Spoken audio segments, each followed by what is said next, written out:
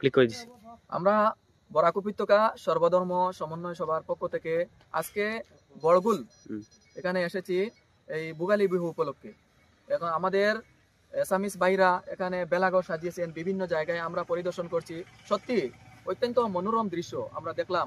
আমরা সারা জীবন আমাদের স্বপ্ন ছিল মানে কিভাবে অসমিয়া আমাদের ভাইরা কিভাবে তাদের উৎসব পালন করেন, বেলাঘর সাজেন, আমাদের একটা স্বপ্ন ছিল।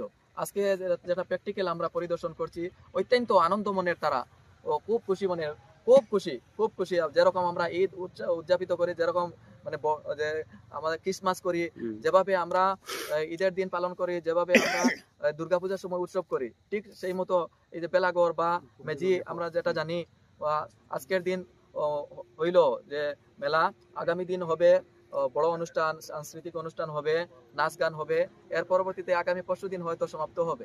সত্যি আমরা এই উপলক্ষে, এই ভোগালী বিহু উপলক্ষে আমাদের সবাইকে জানাই, অত্র এলাকার সবাইকে জানাই, আসামবাসীকে জানাই আন্তরিক প্রীতি, শুভেচ্ছা ও অভিনন্দন। দেখেন আমাদের এখন বিভাজনের সময় নেই।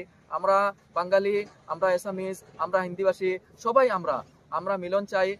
রবীন্দ্রনাথ ঠাকুর যেভাবে বলেছিলেন, এখন আর দেরি নয় দরগ তোরা, হাতে হাতে দরগ, আজ আপন পথে মিলতে হবে, সামনে মিলন স্বর্গ। এই লক্ষ্য নিয়ে আমরা পথ এগুতে হবে।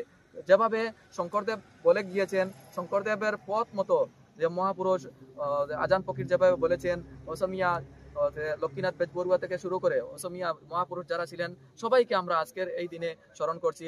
সবাই এখানে যারা এই উৎসব পালন করছেন অসমিয়া গ্রামগুলির আমরা আন্তরিক অভিনন্দন জানাই। আজকের এই দিনে আমরা মুবারকবাদ জানাই, আন্তরিক প্রীতি, শুভেচ্ছা, অভিনন্দন জানাই বরাক উপত্যকা সর্বধর্ম সমন্বয় সভার পক্ষ থেকে, করিমগঞ্জ জেলাবাসী, শ্রীভূমি জেলাবাসীর পক্ষ থেকে। ধন্যবাদ।